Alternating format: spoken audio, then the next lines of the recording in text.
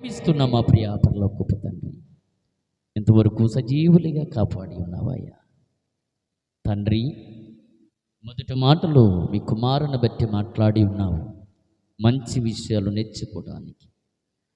అయ్యా నీ మాటలు విలువైనవి, నీ మాటలు విలువైనవి, నీ ఆశీస్సులు విలువైనవి. నీ దీవెన, నీ కాపుదల, భద్రతను దయచేయను నాయన. ఎందుకు పనికిరాను నన్ను పనికొచ్చి పాత్రగా మీరు మమ్మకు దయచేసిన విధానాన్ని బట్టి ప్రార్థిస్తున్నామయ్యా నాయనా. మీరు మాకు నేర్పించిన మాటలు వరమంతా కంటికి రెప్పలా కాపాడ్డారు. కన్ని పాప వలె, కంటి రెప్పల వలె నాయన మమ్మల్ని కాపాడ్డావు. నీ సన్నిధికి వచ్చాము నాయన. సరద కలిగి నీ మాటలు వినటానికి సహాయం చేసి ప్రార్థనకు ప్రతిఫలం ఇచ్చి, చెబుతున్నవాడు నేను కాదు మాటలాడుతున్నవారు మీరు గనుక అవసరమైన మాటలు మా నోటి పెట్టి అవసరమైన రీతిగా నీ బిడ్డలకు బోధించండి నాయన. చిన్న మెత్తని హృదయంలో మెత్తగలిగిన వాక్యమును వాళ్ళ హృదయంలో ముద్రించమని కోరుకుంటూ ప్రార్థనకు ప్రతిఫలం ఇచ్చి మీరే మహిమ పొందుకోమని, అలిపుడునైన నాలోండి బలమైన సందేశం నీ బిడ్డలకు అర్థం చేసుకుని మహాజ్ఞానం దయచేసి మహిమ పొందుకోమని, ఘనత పొందుకోమని యేసయ్య దివ్యనామములో ప్రార్థన చేసి అతి వినియముగా అడిగి వేడుకొనుచున్నాము తండ్రి, ఆమేన్. మంచిది పిల్లలు గమనించండి. ఒకవేళ రాసుకున్నవారు రాసుకోవడానికి ప్రయత్నం చేయండి. వాక్యం అనగా చాలా జాగ్రత్తగా వాక్యాన్ని వినాలి. ఏమిటి అని అంటే, ఈరోజు మనకు వాక్య భాగము శ్రమలయందు సంతోషము. అర్థమవుతుందా? శ్రమలయందు సంతోషపడుట యుక్తమైనదేనా? అర్థమైందా మీకు? శ్రమ వచ్చినప్పుడు ఎవరైనా సంతోషిస్తారా అని మిమ్మల్ని అడుగుతూ ఉన్నాడు దేవుడు. సంతోషిస్తామా? ఎవరికైనా సంతోషం ఉంటుంది? ఉంటుంది మీకు? మరి ఈనింటిలా అంటాడు, శ్రమయందు సంతోషపడుట మంచిది అన్నాడు, శ్రమలోనే ఆనందపడుట మంచిది అన్నాడు, దుఃఖములోనే సంతోషించడం మంచిది అన్నాడు. దుఃఖములోనే ఆనందము, దుఃఖములోనే సంతోషము, దుఃఖములోనే దేవుని మహిమపరిచే వారిగా ఉండాలని బైబిల్ చెప్తుంది. అందుకే మనకు భక్తులైన వారు అలా బ్రతికారు అని బైబిల్లో మనకు రాయబడరు. దేవునికి స్తోత్రం. మరి ఎందుకు అలా చెప్పగలుగుతున్నారు? మనకి ఎవ్వరూ మనం సంతోషించబడే వారు కాము. ఎందుకంటే శ్రమయందు సంతోషపడిన వారు ఎవరు ఉన్నా? మేలు యందు సంతోషపడటం మంచిది, అవును కదా? మేలు జరిగితే సంతోషిస్తాము, కీడు జరిగితే సంతోషిస్తామా? ఇంకా దేవుని దూషిస్తాము. మరి ఎప్పుడు కలుగుతుంది? మరి ఈయనంటే ఎలా అన్నాడు? కానీ బైబిల్ మనకి ఏం చెప్తుందో అది నేర్చుకుందాం. బైబిలు మనకేం చెప్తే మనము అది నేర్చుకోవడానికి ప్రయత్నం చేయండి సుమి. కనుక భక్తులైన వారు మనకు మాదిరిగా ఉన్నారు.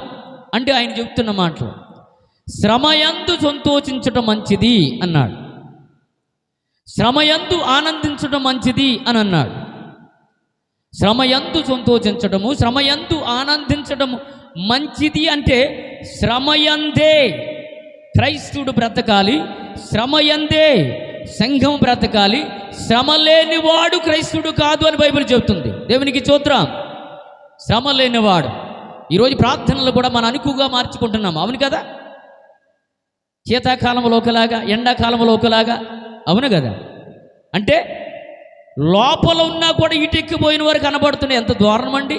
మనకు నచ్చినట్టుగా ప్రార్థనలు చేయడము, మనకు నచ్చినట్టుగా మార్చుకోవడము అంతా మాట్లాడరు ఇక్కడ. మన ఇష్టమే, అంతా మన ఇష్టమే. మనకు నచ్చినప్పుడు ప్రార్థనకి వెళ్తాము, నచ్చకపోతే మానేస్తాం. నచ్చితే ప్రార్థన చేస్తాము, నచ్చకపోతే మానేస్తాము. నచ్చితే పాటలు పాడతాము, నచ్చకపోతే పాడడం. అంతా మన ఇష్టమే, మన ఇష్టమే. దేవుని ఇష్టం ఏమీ లేదు. పాస్టర్ గారు వాతావరణం బాగోలేదు, బాగా ఈటెక్కిపోతుంది, ఉదయం పెట్టివచ్చుగా.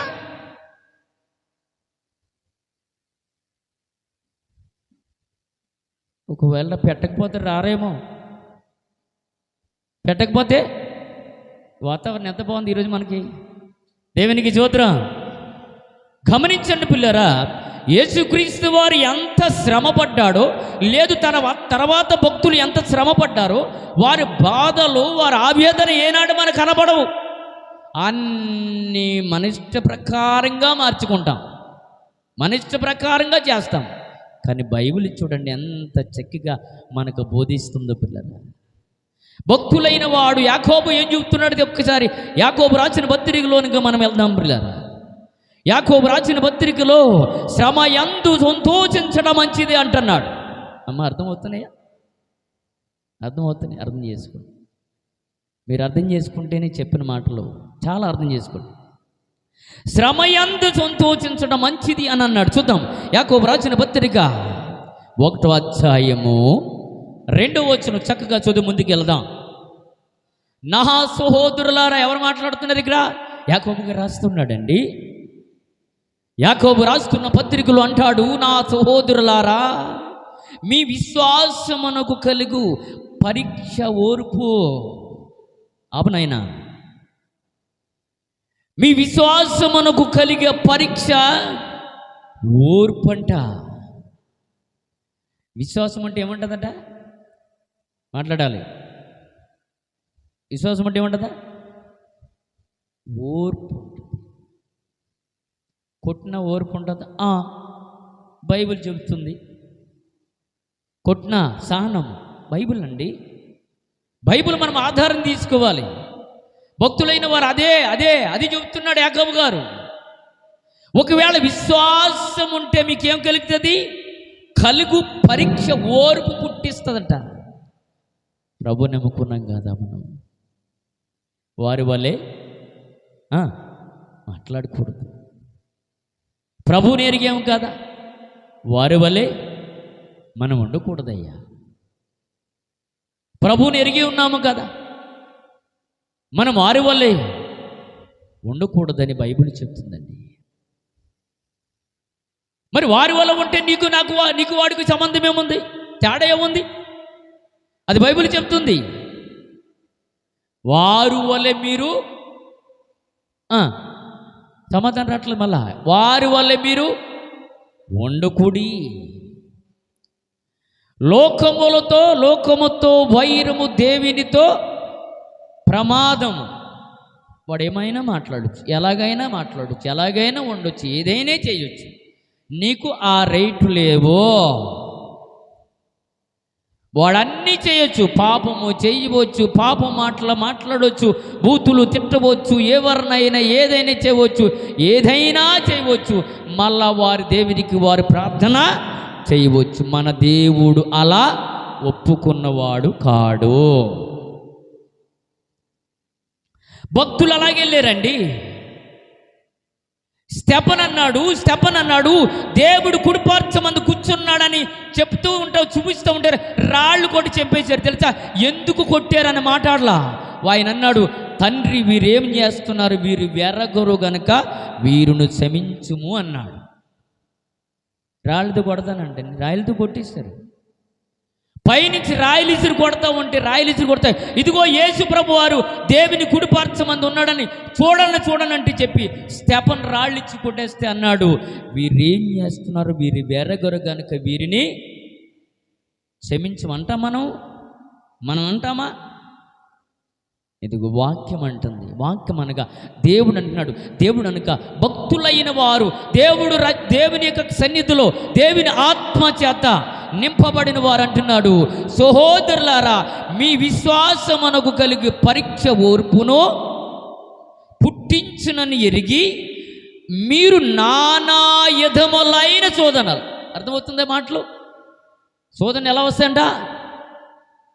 నానా విధములైన శోధనలు అన్నాడు. అంటే నానా జాతులు అనగా మరి కొత్తలో వచ్చాయి కదా ఇప్పుడు. ఏం పేరు దాని పేరు? నానా జాతుల వలంట. అంటే అన్ని రకాల వాటిలోని పడతాయి. చిన్నది పడుతుంది, పెద్దది పడుతుంది, ఏదైనా దాంట్లోకి పడుతుంది. కాబట్టి దాని పేరేంటి? నానా జాతులు అని రాయబడ్డది. ఇక్కడేమో రాయబడ్డది నానా విధములైన శోధనలు మనిషికి ప్రార్థించినప్పుడు, మనిషికి వచ్చినప్పుడు ఏమన్నానా? మహానందం అంటే ఎవరు పడతారండి? పడతారా మీరు? శోధనలన్నీ మా ఇంట్లోకి రావాలా? ఏం పక్కింటి లేవా? ఇరుగు పొరుగు వరలేరా? మా అబ్బాయికి జ్వరం రావాలా? మా అబ్బాయికి గాయం అవ్వాలా? ఏ పక్కింటి వారు లేరా? అంటే వాళ్ళకి వచ్చినా పర్వాలేదు. మన మాటలు ఎలా ఉంటాయి తెలుసా?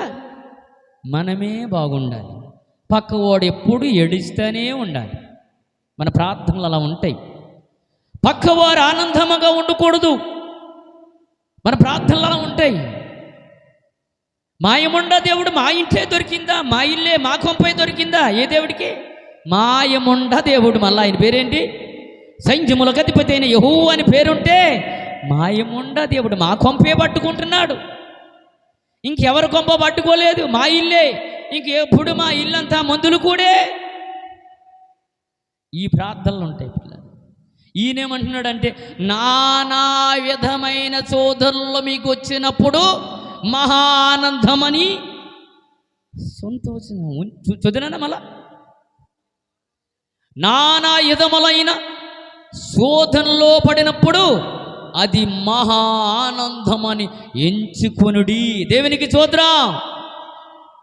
మహానందం అంటే పిల్లరా, మహానందం అంటే అక్కడక్కడ మేము ఎందుకు చెబుతున్నంటే, ఏమండి ఎప్పుడు మాకేనండి రోగాలు, ఎప్పుడు మా ఇంట్లోనే బాధలు, మా ఇంట్లోనే రోగాలు. చూడండి పక్కింటి వారు ఎంత హాయిగా ఉన్నారు ఏండి. వాళ్ళు ప్రార్థనకి వెళ్ళరు, ఏమీ చేయరు, ఎక్కడికి వెళ్ళరు. చూడండి చూడండి వాళ్ళు ఎంత హాయిగా ఉన్నారు. ఏమండి మేము ఉదయకాలం మొదలుకుంటే దేవుడే దేవుడే అంటాము, ఎప్పుడు మందిరమే మందిరం అంటాము, ఎప్పుడు ప్రార్థనే ప్రార్థన అంటాము. దేవుడికి ఇచ్చిట్లో కానీ చేచిట్లో కానీ ఎప్పుడూ ఎరకాడలేదండి. ఇదిగో మా కుటుంబం ఇలా తెగిలడుతుందండి, ఏంటి కథ అంటాడు. ఇక్కడేమన్నాడు? మీ ఇంటిలో పరీక్షయా, ఓర్ప, సహనము, విశ్వాసం ఉంటే, విశ్వాసం ఉన్నవాడు అంటున్న మాట కాదు. ఏమేమన్నాడు? అమ్మా మన ఇంటిలో ఏదొచ్చినా ప్రభువునందు మేలు అనుభవించతగమా, కీడుని కూడా అనుభవించాలి అన్నాడు. ఏమో పిల్లలు చనిపోయారు, కుటుంబం పోయింది, కుటుంబం అంతా నాశనం అయిపోయింది, ఆస్తి పోయింది, సర్వము పోయాయి. అమ్మ వింటున్నారా? ఉల్లేండి అమ్మ అర్థమవుతుందా? సర్వమును కూలిపోయాడు. ఏమో సర్వము. యూది దేశమందు మహాధనవంతుడు ఎవరైనా ఏమో ఒక్కడేనండి.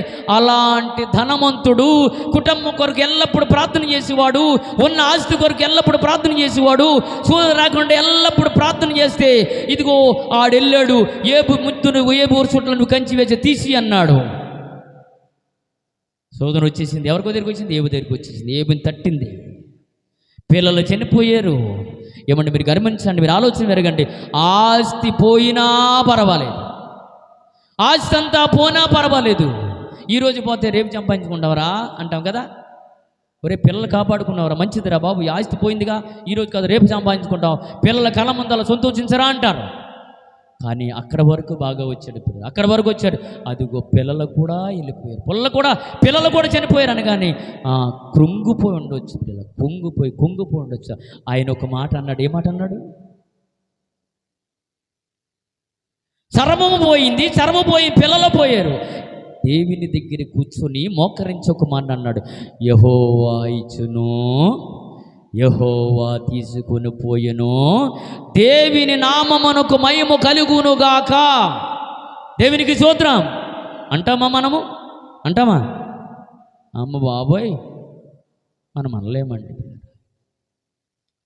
కనుక భక్తులైన వారి జీవితాలు శ్రమలతో వెళ్ళే కాబట్టి పరదేశంలో ఉన్నారు. ఎవరి జీవితంలో ఆనందం లేదు, ఎవరి జీవితంలో సుఖము అనుభవించినట్టుగా లేఖనాల్లో రాయబడలేదు. నువ్వు అది చెప్పవు సంఘానికి. సుఖము శుద్ధి తినుము ఇవన్నీ మనం చెప్తూ ఉంటాం సంఘములు. అలా మనం చెప్పవలసిన మాటలు కావండి. బైబుల్ చెప్తున్న మాట, ఇక్కడ చెప్తున్న మాట ఏంటంటున్నాడంటే తెలుసా?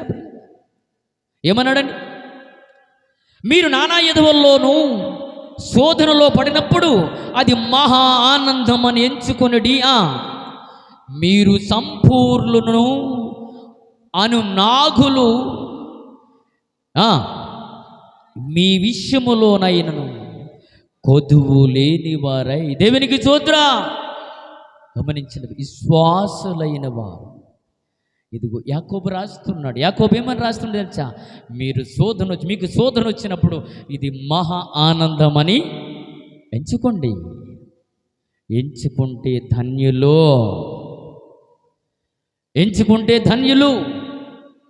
ధన్యురాలు. శోధన వచ్చిందని ఎవరు బాధపడవద్దండి. దయచేసి నమ్మండి. శోధన వచ్చిందని ఎవరు ఆవేదన చెందవలసిన అవసరం లేదు. మోకరించి ప్రార్థన చేయి. ఇలా చేయము. మనం పక్కింటి వారితో పెంచుకుంటాం. ఏం పెంచుకుంటావు? ఏమొస్తుంది? ప్రార్థన చేస్తే పిల్లరా ఆ వేదన వెంటనే తొలగిస్తాడు. దేవునికి స్తోత్రం. నువ్వు వారికి వీరికి చెప్పడం కాదు, నీ సమస్య దేవునికి చెప్పాలి. ఆయన కలిగి చేసుకుంటేనే నీకు ఆనందము కలుగుతుంది. ఆయన ఉంటేనే నీకు ఆనందము కలుగుతుంది. లేకపోతే కలగదండి. దేవుడు చెప్తున్నాడు. యాకోబు అంటున్నాడు, మనము శోధనలో పడినప్పుడు అది మహా ఆనందమని మీరు ఎంచుకోవాలి అనంటే విశ్వాసము ఉండాలి, ఓర్పు ఉండాలి. విశ్వాసముతో పాటు ఓర్పు, సహనం ఉండాలి. అంటే ఖచ్చితంగా దేవుని వాక్యంలో ఉండాలి. దేవునికి స్తోత్రం. రెండో మాటలోనికి వెళ్దాం. అపోస్తలులైన పౌలు గారు దెస్సలోనికి రాసిన పత్రికలో, 1 దెస్సలోనికి రాసిన పత్రికలో ఒక చక్కటి విషయము మనకు దేవుడు చెప్తూ ఉన్నాడు. పిల్లలు చూడండి ఒక్కసారి. 1 దెస్సలోనికి రాసిన పత్రికలో ప్రభు మనకు చలవిచ్చుచున్న మాట చదువుదాము, మళ్ళీ ఆలోచన చేద్దాం పిల్లరా. 1వ అధ్యాయము 1-6 వచనం పిల్లరా. పరిశుద్ధాత్మ వలన ఆమె అర్థమవుతుందా? ఏమి కలుగుతుందట? చదువునానా? పరిశుద్ధాత్మ వలన కలుగు ఆనందం. శ్రమలో కలిగించేది ఏమైనా ఉందంటే ఏంటంట చెప్పాలి? పరిశుద్ధాత్మతో ఆనందించటం. శ్రమ వచ్చినా, వ్యాధన వచ్చినా, బాధ వచ్చినా నువ్వు ఆనందించాలి అనుకుంటే ఏం రావాలి? నీలో ఏముండాలి? పరిశుద్ధాత్మ ఉండాలి. పరిశుద్ధాత్మ నీలో ఉండాలి అంటే ఖచ్చితంగా వాక్యం ఉండాలి. ఏది పరిశుద్ధాత్మో, రెండోది ఏది దురాత్మో నీకు తెలియాలి. కొందరు ఆరాధనలో గంతిలేస్తూ ఉంటారు కదా, విన్నారా లేదా? ఆరాధనలో గంతిలేస్తూ ఉంటారు, బైబిల్ కూడా తొక్కి పరిస్థితికి వెళ్ళిపోతారు. కొందరు పరిశుద్ధాత్మ వచ్చిందని తప్ప జై జై ఆడుతూ ఉంటారు. మనము నిజంగా ఆమె మీద ఈయనేమంటాడు? దిగు అంటాడు. ఎక్కడానికి? ఆత్మ దిగు అంటాడు. విన్నారు? ఎప్పుడు వినలేదా? ఆత్మ దిగుతుంది దిగో అంటాడు. ఆత్మ దిగడం ఏంటండి? భర్త కాకపోతే ఆత్మ ఎక్కడుంది చెప్పండి మీరు ఒక మాట. ఆత్మ సంఘములో ఉంది. మరి పైనుంచి ఏమి దిగుతుంది? మీకు మాట చెప్తాను అర్థం కావడానికి. ఏం చెప్తానంటే, యేసుక్రీస్తు వారు పరనమునకు, అంటే యేసుక్రీస్తు వారి శిష్యుల దగ్గర నుంచి పరలోకానికి ఆరోహణ అవుతున్నప్పుడు అన్నాడు, నేను వెళుతున్నాను మీ మధ్యలో. చెప్పమ్మా జ్యోతి.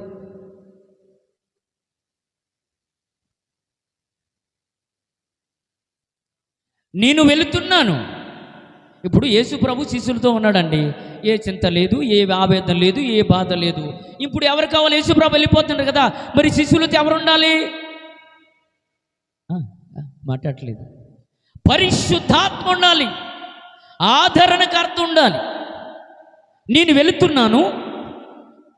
వెళుతున్నాను కనుక మీ మధ్యలోనికి పరిశుద్ధాత్మను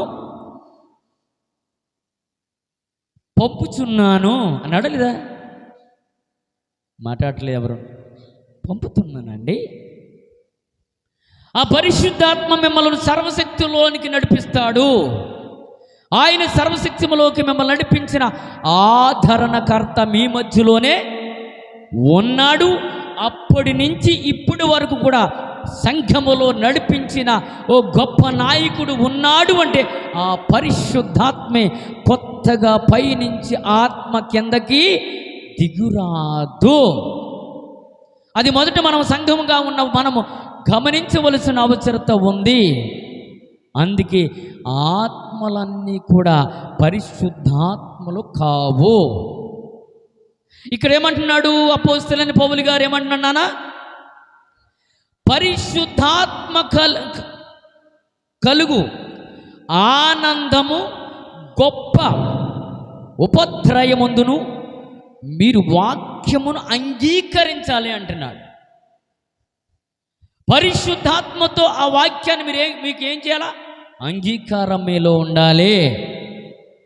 పరిశుద్ధాత్మ మీ మధ్యలో ఉన్నప్పుడు సర్వశిక్షములోనికి మిమ్మల్ని దేవుడు నడిపిస్తున్నాడు అని అంటాడు.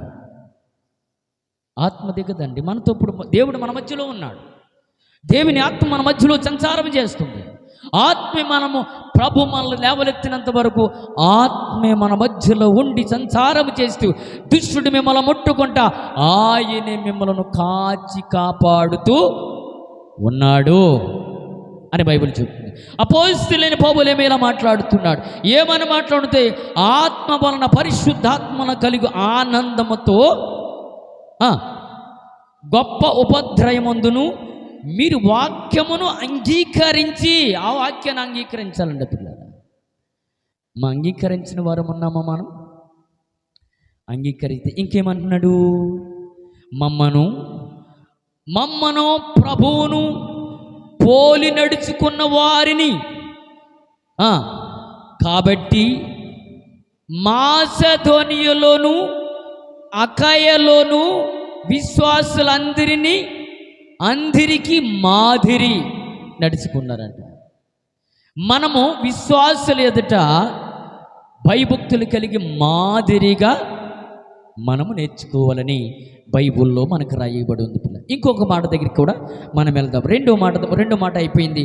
మూడో మాట కూడా మనము చూసుకుందాం. అపోస్తలుడైన పౌలు గారు చూడండి, మంచి విషయాలు దేవుడు ఈరోజు మనతో మాట్లాడబోతున్నాడు. అపోస్తల కార్యాలు చూడండి ఒకసారి 5వ అధ్యాయము. అపోస్తల కార్యాలు 5వ అధ్యాయము ఒక్కసారి చూద్దాం పిల్లరా.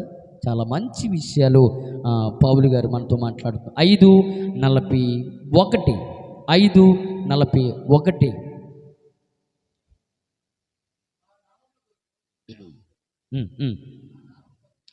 ఆ నామము కొరకు అవమానం పొందుటకు దేవునికి స్తోత్రం.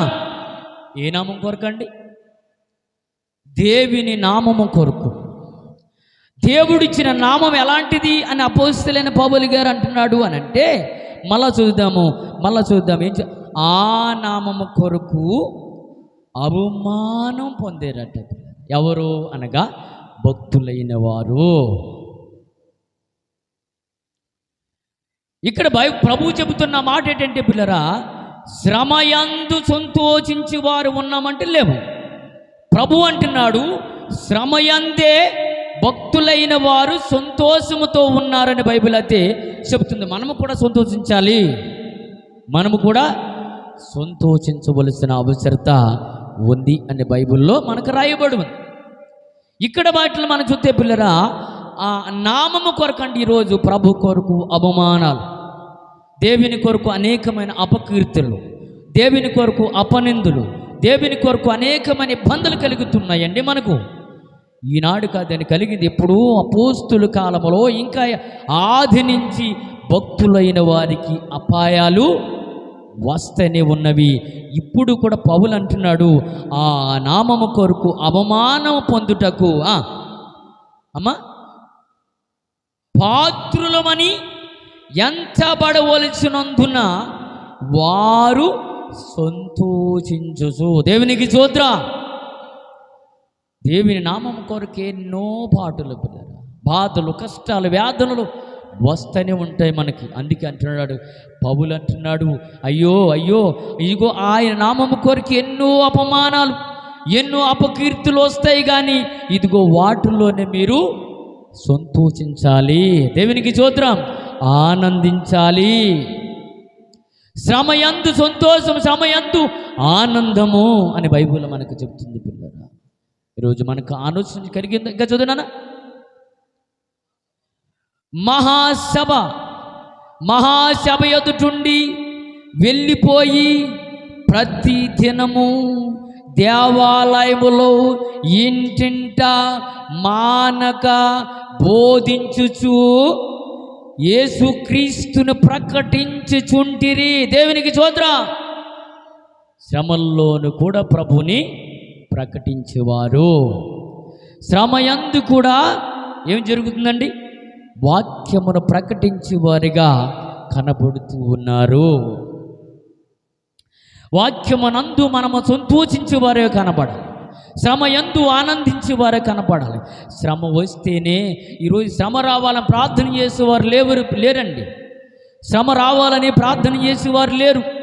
కనుక పౌలు అంటున్నాడు, ఇదిగో వింటుంట ప్రార్థన చేస్తూ ఇంటుంట వాక్యమును బోధించేవారిగా ఉన్నారు అని మనకు వాక్యములో రాయబడి ఉంది. మరొక మాట చూద్దాం. చూడండి, అపోస్తలుడైన పౌలు గారు చక్కటి మాటలు మనకు చలిబరుస్తున్నాడు. ఇదిగో పేతురు రాసిన మొదటి పత్రిక మనం ఒక్కసారి మనం చూద్దాం పిల్లలు. పేతురు రాసిన మొదటి పత్రికలో మనం చూస్తున్న మాట, నాలుగో మాట 4వ అధ్యాయము చూడండి, 4వ అధ్యాయము 13వ వచనం.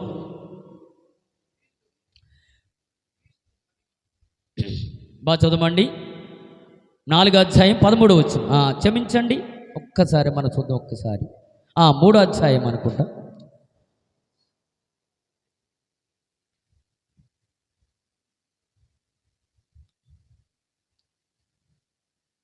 చదవండి. 4:13. క్రీస్తు మహిమ బయలుపరచబడినప్పుడు మీరు మహా ఆనందముతోనూ సంతోషించు నిమిత్తము. దేవునికి స్తోత్రం. ఏమని రాయబడదండి? ఏమంటున్నాడు? ఎవరి మాట రాసింది? పేతురు గారు మనకు చెప్తున్న మాట ఏంటో తెలుసా? 4వ అధ్యాయం 13లో వచ్చినప్పుడు మనకు చెప్తున్న మాట, క్రీస్తు మహిమ పరచబడినప్పుడు మీరు మహా ఆనందముతోనూ సంతోషించు నిమిత్తమును క్రీస్తు శ్రమల్లో మీరు పాలువారైనంతగా సంతోషించమంటున్నాడు. అర్థమవుతుందా? ఏమన్నాడు? క్రీస్తు శ్రమపడ్డాడా లేదా? క్రీస్తు శ్రమపడ్డాడు. కాబట్టి ఇక్కడ పేతురు అనవలసిన మాట ఏమన్నాడంటే, మరొకసారి మనం అదే మాట చూద్దాము. చదవాలి 13వ వచనం. క్రీస్తు మహిమ బయలుపరచబడినప్పుడు మీరు సంతోషంగా ఉండాలి అంటున్నాడు. తర్వాత ఏమంటున్నాడు? క్రీస్తు శ్రమ. ఇప్పుడు క్రీస్తు శ్రమ పడినప్పుడు చాలా సంతోషించాడండి. ఎందుకంటే నేను రాబోతున్న తరాల కొరకు ప్రాణం పెట్టబోతున్నానని ఆయన శ్రమలు అనుభవించినట్టుగా వాక్యములో మనకు రాయబడి ఉంది. ఇక్కడ ఏమంటున్నాడు పేతురు గారు? ఏమన్నాడంటే, మీరు మహా ఆనందముతో సంతోషించే నిమిత్తమును క్రీస్తు శ్రమల్లో మీరు పాలువారి ఉన్నంతగా సంతోషించమంటున్నాడు. క్రీస్తు శ్రమల్లో మనం ఏమై ఉండాలి? పాలువారై ఉండాలి.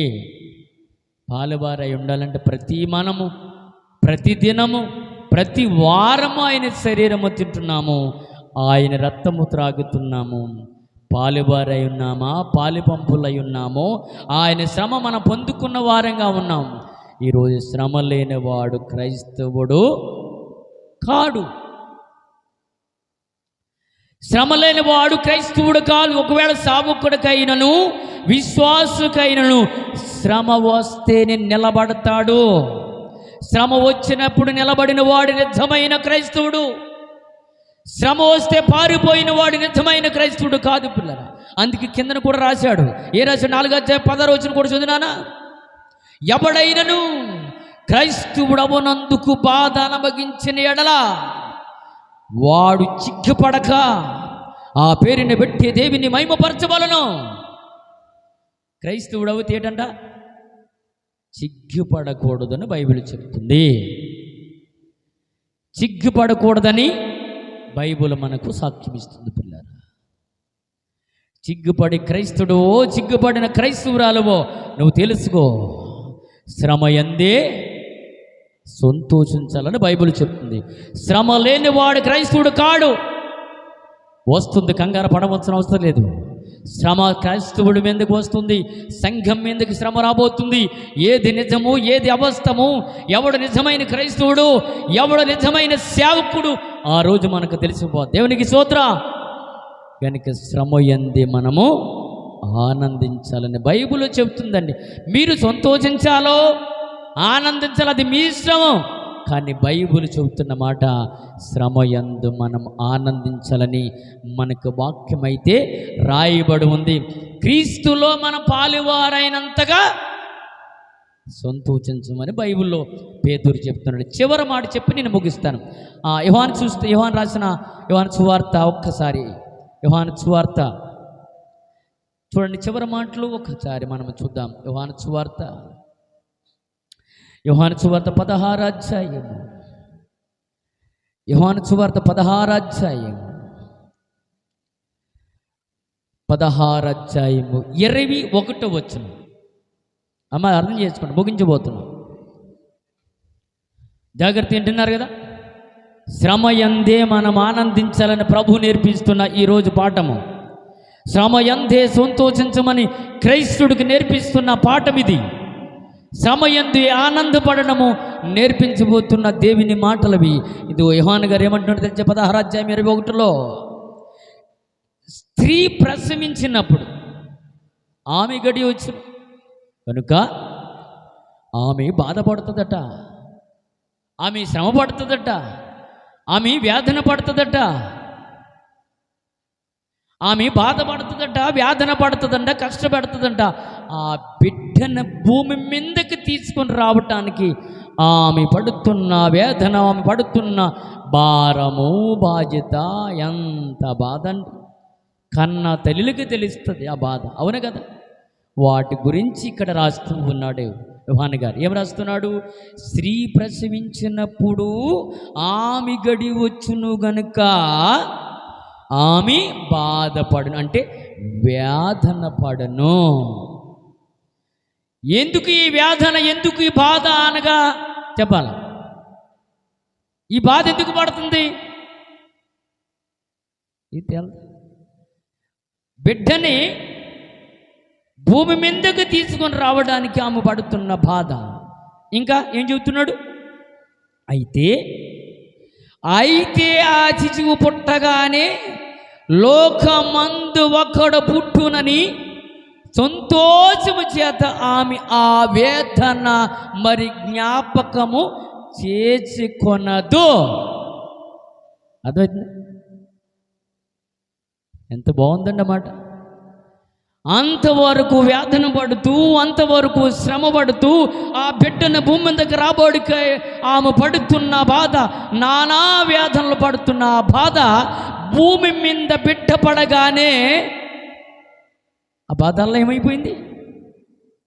బాధల్లా పోయిందట. ఆ బిడ్డ క్యారమన్నాడట. ఈ శ్రమ, బాధ అన్నీ మర్చిపోయిందంట. అంటే ఒక బిడ్డకి నేను జన్మలిచ్చిన తల్లిగా మారిపోయానని చెప్పి ఆ బాధ అంతా మర్చిపోద్దట. బిడ్డని వెంటనే అక్కని చేసుకొని బిడ్డని చూసి ఆ బాధ అంతా మర్చిపోద్దంట. దేవునికి స్తోత్రం. కనుక శ్రమ యందే మనకు సంతోషం ఉందని బైబిల్ చెప్తుంది. శ్రమ యందే మనకు ఆనందం ఉందని చెబుతుంది. ఆలోచన వెదగండి. శ్రమ యందే భక్తులైన వారు ఆనందపడమని మనకు చెబుతున్న మాట. మొదటిగా ప్రారంభంలో ఏ మాట అయితే చెబుతున్నాం ఆ మాటలోకి వెళ్ళి ముగించుకుందాం. యాకోబు రాసిన పత్రిక 1వ అధ్యాయము 2వ వచనము చూసుకొని చివరగా ముగించుకుందాం. పిల్లరా, త్వరగా సహోదరులారా, మీ విశ్వాసమునకు కలిగి పరీక్ష ఓర్పు పుట్టించునని మేము వెరిగితిమి అని ఇదిగో అక్కడ యాకోబు గారు అంటున్నారండి, విశ్వాసం ఉంటే ఖచ్చితంగా మనకేముంటుంది? ఓర్పు ఉంటుంది. సంతోషము కావాలి అంటే శ్రమయందే సంతోషం. సంతోషం కావాలంటే శ్రమయందే, ఆవేదనందే, బాధ ఎందే సంతోషం ఉందని ప్రభు మనకు సెలవిచ్చి ఉన్నాడు. గమనించండి, ఆలోచన పెరగండి. బాధ వచ్చినప్పుడు, వేదన వచ్చినప్పుడు, కష్టం వచ్చినప్పుడు కృంగి కుచించిపోకుండా మనము ఆయన సన్నిధిలో ఉండి ఆయన రాజ్యానికి వారసులు కాగలగాలని, ఇదిగో శ్రమ ఎందే మనమందరము సంతోషించాలని ఈ మాటలు మన అందరి నికడలో దేవుడు దీవించి ఆశీర్వదించునుగాక. తనలో ఉంచినట్లయితే ప్రార్థన చేసుకుందాం. మమ్మల్ని ప్రేమిస్తున్న మా ప్రియ పరలోకపు తండ్రి, ఇంతవరకు సజీవులుగా మమ్మలను కాపాడి నీ సన్నిధిలో మమ్మలను ఆదరించినందుకు కృతజ్ఞతాస్తుతులు చెల్లించుకుంటూ ప్రార్థనకు ప్రతిఫలమిచ్చి మీరు మహిమ పొందుకు. ఎందరో విన్నా నీ బిడ్డలను ఈ మాటల ద్వారాగా శ్రమయందే సంతోషమంట, శ్రమయందే ఆనందమంట, శ్రమయందే సంతోషం ఉందని, శ్రమల యందే క్రైస్తవుడు శ్రమల యందే సంతోషము. ఆ శ్రమ ఉంటేనే పరలోకాన్ని ఎదుగుతాడు, ఆ శ్రమ ఉంటేనే పరలోకాన్ని చూడగలుగుతాడని వాక్యము ద్వారా మాకు ఈ రోజునైనా మీ దాసుల ద్వారా చక్కటి మాటలు మీరు మాకు దయచేసినందుకు కృతజ్ఞతాస్తుతులు చెల్లించుకుంటూ ఈ మాటలు మా అందరి హృదయములు పల్లింపచేసి మీరు మహిమ పొందుకోమని త్వరగా రానయ్యుంటున్న యేసయ్య దివ్యనామములో ప్రార్థన చేసి అడిగి వేడుకొనుచున్నాము తండ్రి. ఆమేన్. అందరికీ వందనాలు.